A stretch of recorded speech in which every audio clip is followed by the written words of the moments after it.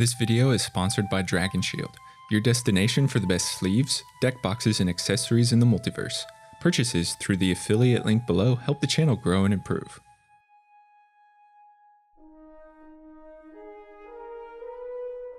Alara once was whole, but long ago the sundering shattered the plane into 5 shards that drifted just beyond each other's reach. As the shards migrated, they slowly took in new shape, new life, new order. Mana ley lines were severed, denying each shard access to 2 colors of mana, which allowed those remaining to surge unfettered. One such shard lost its connection to blue mana. Prognostication lost its value. Higher thought drifted. The cold calculus of investigation melted. Black mana was likewise severed. Ambition forgotten. Death no longer claimed dominion over life. Pestilence abated. In this environment, life flourished and nature exploded across the shard. Massive rainforests, thick with fog and impenetrable, cover the land. Their heavy boughs and sturdy roots constantly extend sylvan fingers toward the sun and encroach precious few open plains. Mountains struggle with the canopy to reach into the clouds. Here, where nature is vigorous, the creatures are equally so. They grow to unimaginable proportions, their footfalls reminiscent of rolling thunder and disastrous earthquakes. They are feared and revered by the races that cower in their awesome shadow. This is the Shard of Naya.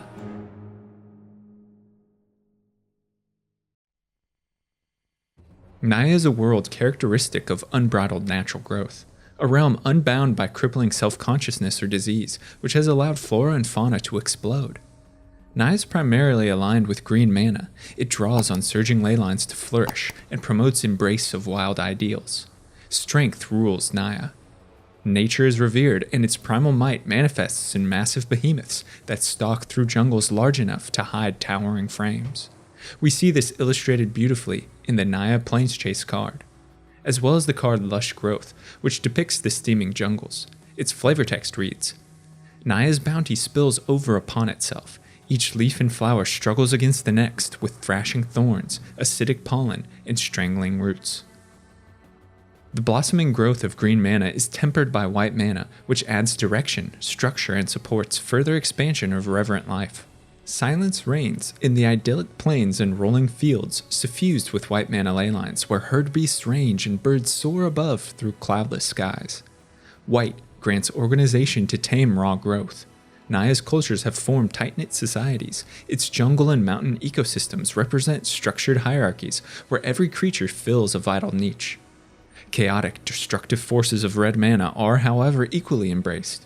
Jagged mountain peaks and steamed hot springs add elements of passion, of aggression and creativity characteristic of red to the Nayan landscape.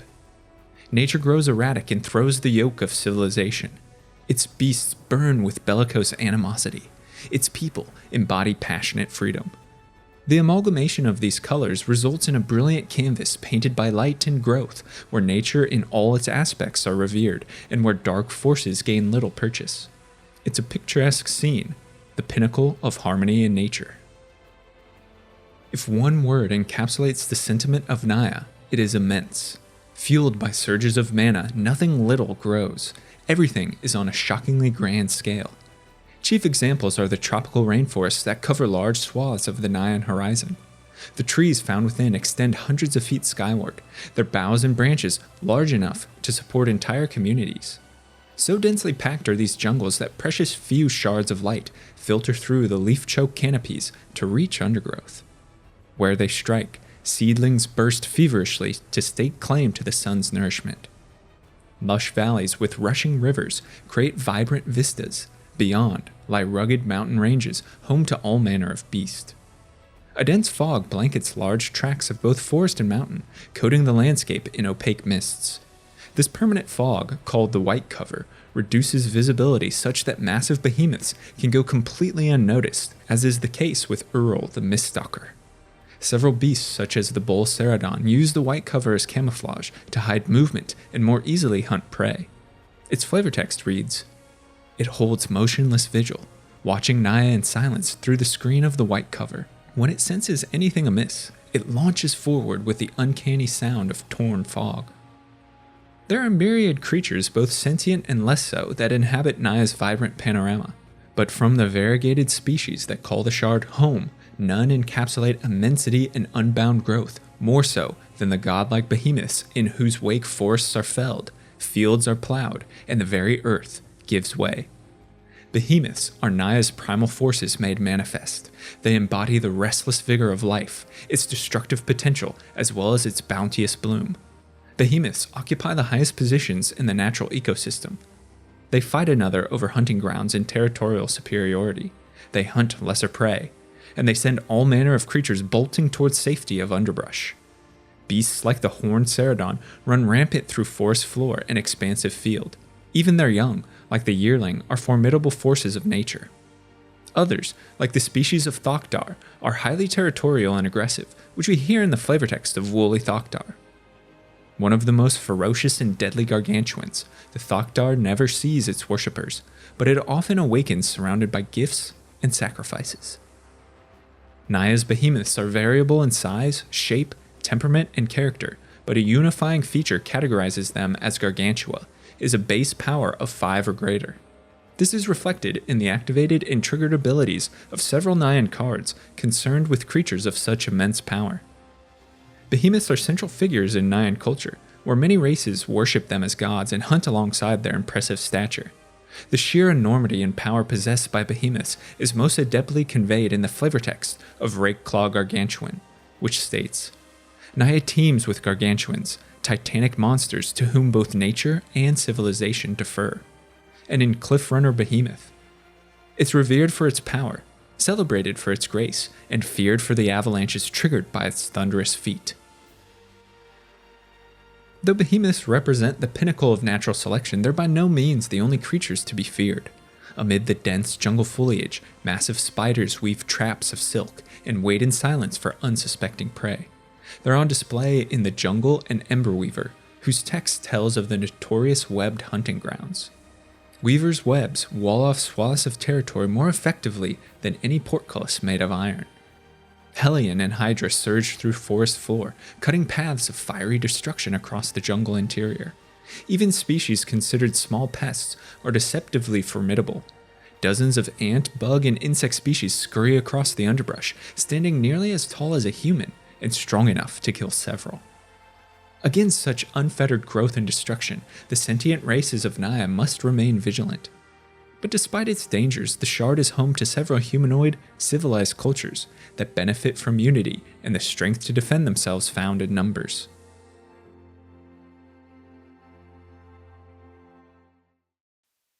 The first, and perhaps most susceptible, are bands of human warriors and shamans that dwell largely on the dangerous forest floor. Humans are survivors. They've adapted well to the uncertainty of jungle life and revere all aspects of nature. Though initially consigned to a lightless fate in the dark roots beneath 9 canopies, humans have carved out large fields of brilliant sunlight, cultivated golden lands, and erected stone structures which we see in cards like Ancient Ziggurat. Their sunseeders search for ripe, arable lands and use domesticated beasts of burden called plow beasts to clear forest and till the soil. This is given to us in the text of Sunseed Nurturer. Sunseeders quest for areas of open sky. They train plow beasts to beat back the dense jungle long enough to cultivate a crop. Groups of trackers known as drum hunters listen to the jungle's song, feel for the reverberations of gargantuan footfalls, then organize hunting sorties to track down prey startled into movement. The exuberants, meanwhile, bask in the warm embrace of life itself, extolling the glories of nature from jungle shrines or ziggurats. They sojourn across Naya to contemplate the shard's beautiful landscape and to locate resplendent dwellings. Some, like the Gust Rider exuberant, seek to claim the skies, which we can hear in its flavor text. The elves claim the canopy, the Nakadal claim the mountains. I suppose you think we ought to stay on the jungle floor? Above the rough and dangerous floor life of humans, Naya's elves have secured dwellings within the vast network of jungle boughs and canopies. Entire elvish cities are supported on top of Naya's massive branches, which double as superhighways, allowing an elf to travel as far as the eye can see without ever setting foot on the ground. Elves are nomadic and the most in tune with nature of the civilizations.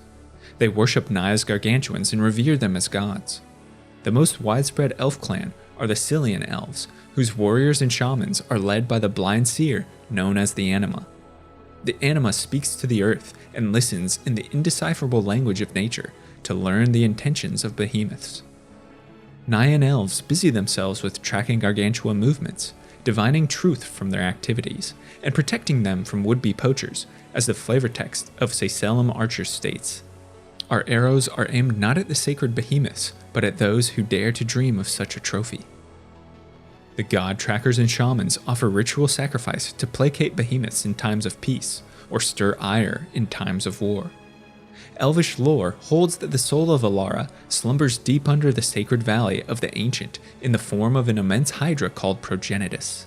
They sit in silent vigil over the valley, awaiting signs that Progenitus may awaken from its long sleep, which we see illustrated in the card Keeper of Progenitus.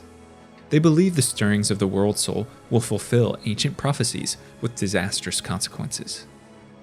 Elves are proficient warriors skilled in both short and long-range combat, supplemented by wild mages that direct the pentaggression of behemoths to create a truly formidable force on the field. Beyond the lush jungles, above the opaque mists of the white cover, high amid the mountain chains, sit the cat-like race of Naya's Leonin called Nakatl.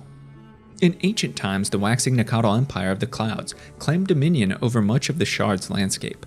Extensive highways connected technologically advanced cosmopolitan centers, and martial prowess extended borders. But after a sect of traditional fundamentalists led by Marisi, aggrieved by the Nakatl's descent to complacency, fomented a bloody rebellion, the once lustrous empire crumbled. Now, most of Naya's Leonin rove in factional primitive tribes.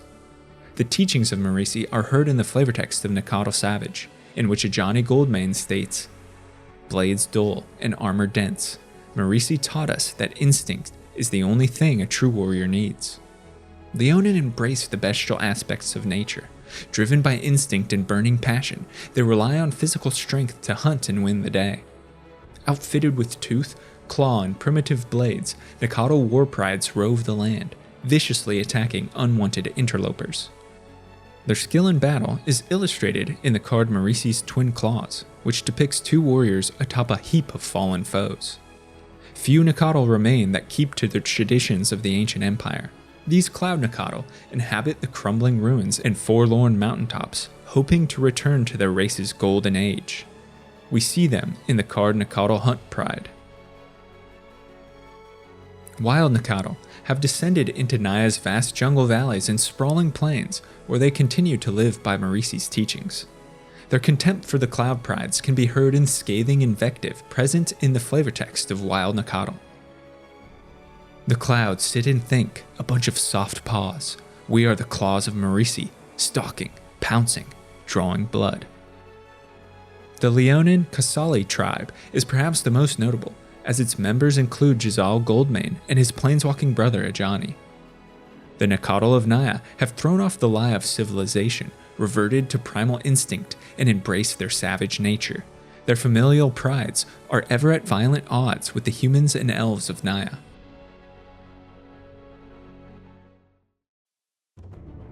With the coming of the conflux and merging of Alara's shards, Naya finds itself buffeted by surges of blue and black mana that have been absent for centuries. First, this brings new perspective, new ways of thinking, and new ideas that force the shards communities to challenge long-held beliefs. Blue mana brings with it insight and greater levels of cognition. This elevates some while completely destroying others.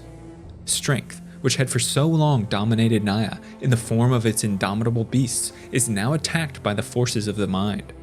Some refuse to accept the changes to the plane, such as the Knotvine mystics and elvish druids, which we can hear in the flavor text. The elves of Naya were the last to acknowledge the massive shift of mana in their world, while others, like the Leonin Nakatl, embraced change and adapted, which we see illustrated in Leonin Armor Guard, that depicts a Nakatl undergoing investiture into Bant's nightly cast. Secondly, this brings decay, pestilence, and rot as black mana leeches into all things and tarnishes the pristine wildlife. Noxious disease finds easy purchase in abundant jungles as plague spreads from the rotting shards of Grixis and Jund, which we see on display in the card Corrupted Roots. The flavor text reads, The bones of Jun's dead resurfaced in Naya, poisoning the jungle and killing the Sunseeker's crops. So too do creatures of detritus find a wealth of food and rapidly proliferate. They quickly devour whole regions of vibrant rainforest, highlighted in the art and text of Putrid Leech, which states, "It reacted to Naya's overabundant food supply by growing additional mouths." It's into this new world of explosive convergence that Mael the Anima reluctantly leads the peoples and behemoths of Naya. Such tempestuous lashing of isolated shards brings forth flashpoints of violence and war. Supplied with the greatest natural warriors and fiercest beasts, Mael commands a Nayan army to confront encroachment by other shards and stake claim to new realms. A sentiment given to us in the flavor text of Megalanoth. When the shards merged, Mael found herself the general of Naya's mightiest army. While the card Not Fine Paladin highlights moments of cooperation as a Knight of Bant joins the Nayan behemoths. In it, Mael remarks that he's part of a new breed of guardian, one who embraces the best of both his world and ours.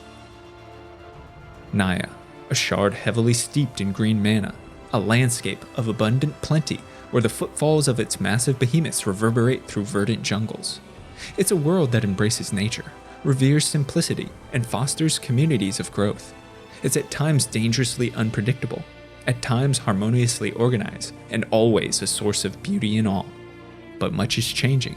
With the conflux, Naya's denizens must adapt to new landscapes, new forces of nature, must distinguish friend from foe, and must staunchly defend their lands or risk falling to the deadly machinations of other shards. A new world order rises on Alara. Will Naya change to meet its greatest challenge it has ever faced? Thanks so much for watching and listening to the Shard of Naya Explained, and stay tuned for future episodes in which we'll explore the remaining shards of Alara. Now I want to hear from you. Let me know your thoughts on Naya's behemoths, which culture is your favorite, as well as suggestions for future videos in the comments below.